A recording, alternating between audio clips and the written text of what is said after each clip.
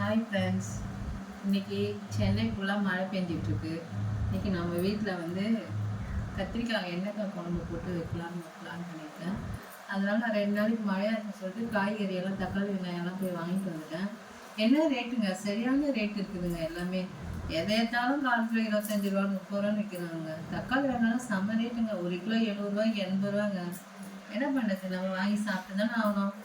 வாங்கிட்டு வந்தோம் போயிட்டு.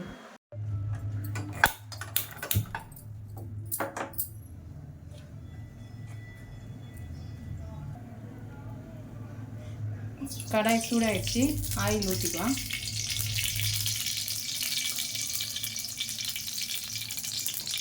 இப்போ நம்ம வந்து எண்ணெய்க்காய் போட்டு காரக்குழம்பு வைக்கிறோம்.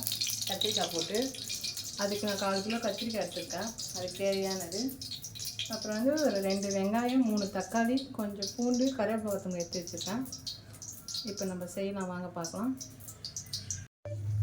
இப்போ நம்ம கத்திரிக்காய் வந்து எண்ணெயில் போட்டு வதக்கிக்கலாம்.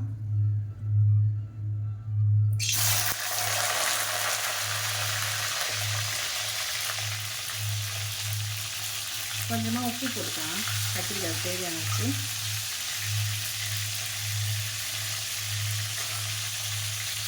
இதே வதக்கிக்குவோம்.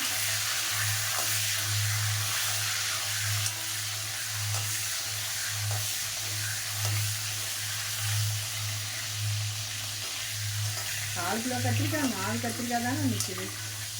இதுவே 25 ரூபா வைக்கிறாங்க ரேட்டு. என்ன தான் பண்ணுறதுன்னு தெரியல. இப்போ கத்திரிக்காய் வதங்கிச்சு, நம்ம எடுத்துக்கலாம் அந்த கத்திரிக்காவை.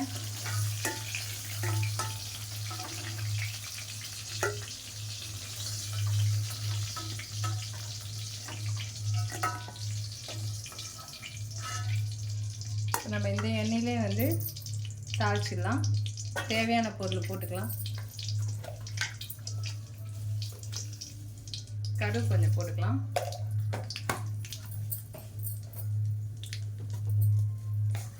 கடுகு பொரிஞ்சிட்ருக்கு. கொஞ்சமாக நம்ம வெந்தயம் சேர்த்துக்கலாம்.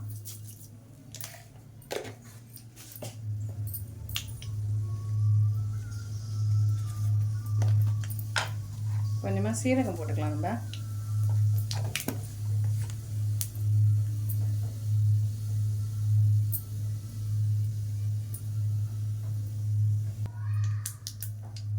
இப்போ வந்து கொஞ்சமாக பூண்டு போட்டுக்கலாம், நசுக்கி வச்சுருக்கேன்.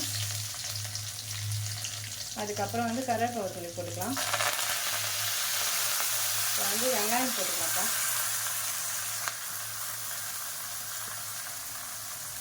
வெங்காயம் வதக்கி விட்டுக்கலாம். இப்போ அதெல்லாம் நல்லா வதங்கட்டும்.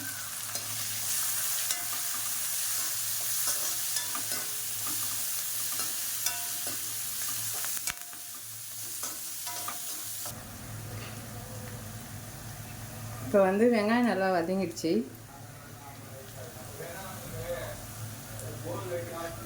இப்போ தக்காளி போட்டுக்கலாம்.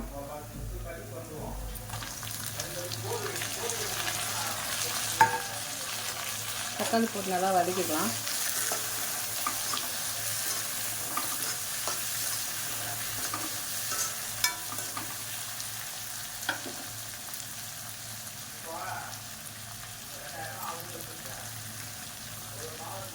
கொஞ்சமாக மஞ்சள் தூள் போட்டுக்கலாம்.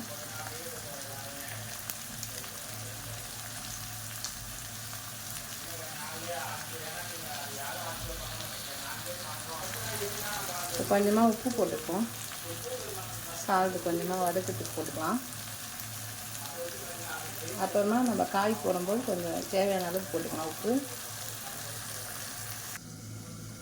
இப்போ நம்ம வந்து அடுப்பில் சாதம் வச்சுக்கலாம். சாதம் வேகட்டும். இப்போ குழம்பு ரெடி பண்ணிடுவோம். குழம்பு நல்லா சுண்டிடுச்சுங்க. இப்போ நம்ம புளி கரைச்சி ஊற்றிக்கலாம். இப்போ கொஞ்சமாக புளி ஊற்றுறேன். புளி ஊற்றியாச்சு. கொதிக்கிட்ட கொஞ்ச நேரம் கொதிச்சோடனே ஒரு 5 நிமிஷம் கொதிக்கிட்டோம். அதுக்குள்ளே நம்ம மூடி போட்டு மூடிடுவோம் திருப்பி. இந்த பக்கம் சாதம் வந்துட்டுருக்கு.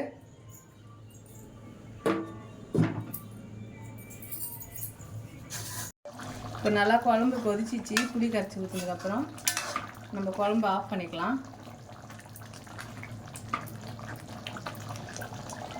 சாப்பாடு போட்டு சாப்பிட்டு நம்ம குழம்பு எப்படி டேஸ்ட் பண்ணி பார்ப்போம்.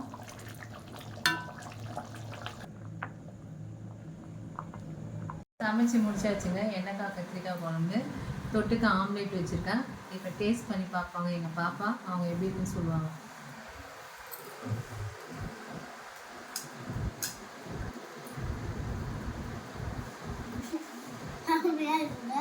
நீங்களும் ட்ரை பண்ணி பாருங்க. லைக் பண்ணுங்க, கமெண்ட் பண்ணுங்க, ஷேர் பண்ணுங்க, பெல் ஐகானை கிளிக் பண்ணுங்க. பாய். உங்களுக்கு வீடியோ பிடிச்சிருந்தா லைக் பண்ணுங்கள், கமெண்ட் பண்ணுங்கள், சப்ஸ்கிரைப் பண்ணுங்கள். பாய்.